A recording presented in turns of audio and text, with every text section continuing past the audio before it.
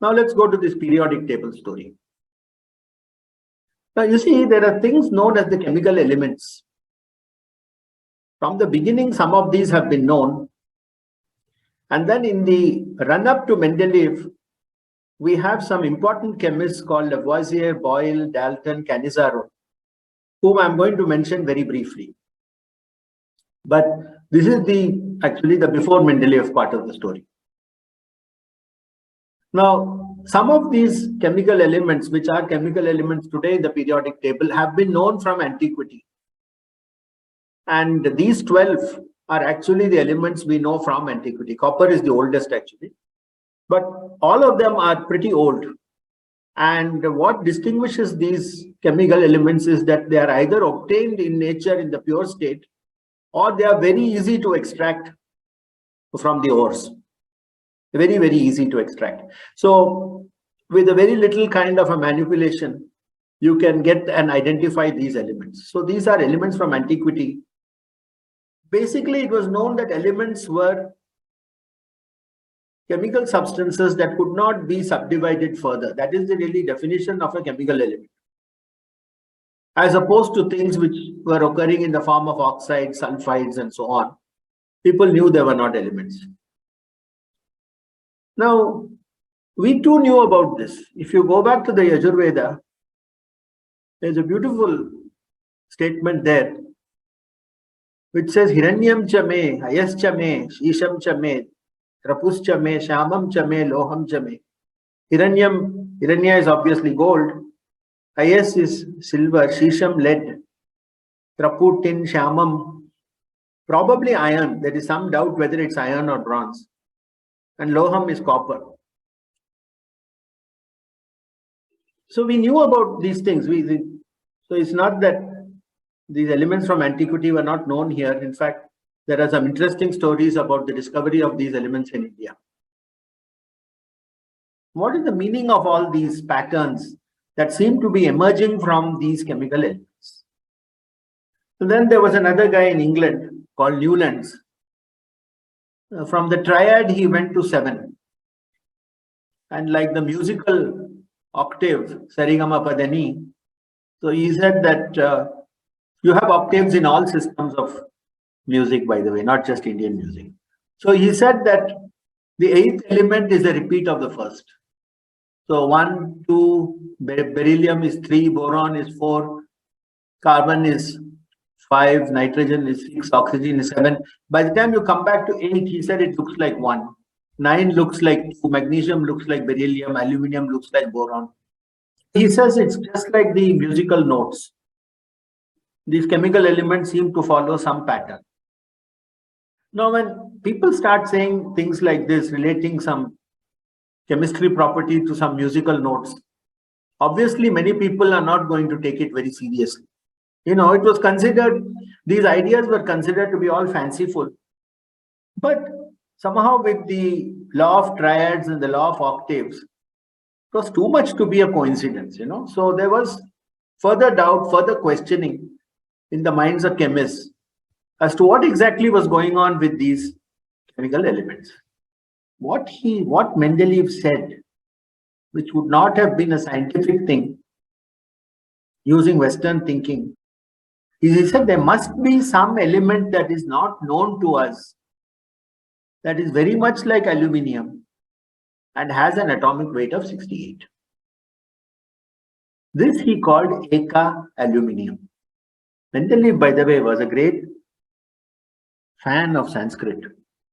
He belonged to a group of North Europeans who were very fascinated with Sanskrit in the middle 19th century. So that's why he said there is an element like aluminium, which I'm going to call Eka aluminium. He even gave it a symbol EA. Intuition is not illogical but super logical. It is above logic. It is not against logic. And finally, in summary, because you're doing a synthesis here, both intellect and intuition must be synergized in the quest for the nature of ultimate reality. It is not just the periodic table or the monsoon or biological system. It is for the ultimate reality itself. To question why we are, who we are, where we are. You have to use both intellect and intuition. This is what this gentleman was saying in this book, Idealist View of Life.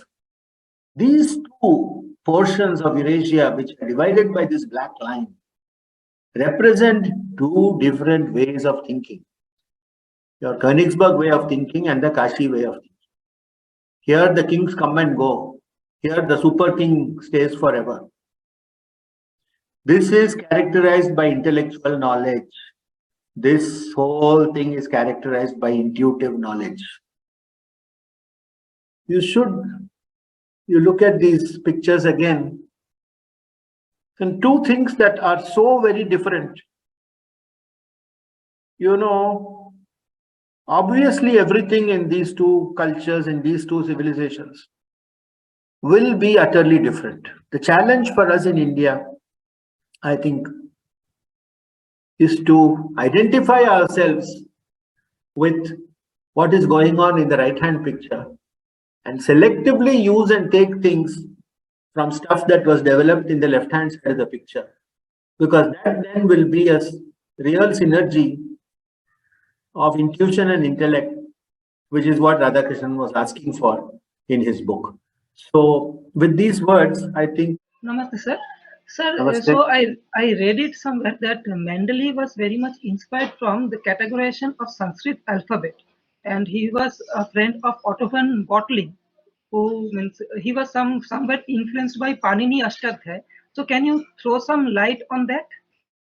He was certainly influenced by that. You are quite right. And even the structure of the Sanskrit alphabet is a little bit like the rows and columns of the periodic table.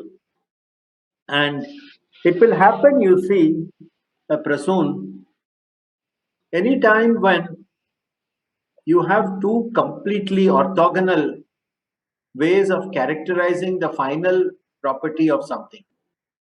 Like if you take the periodic table, do you have a science background, by the way? Yes, sir, I'm from chemistry background. Actually, we met, sir, when you were in IIT Kharagpur.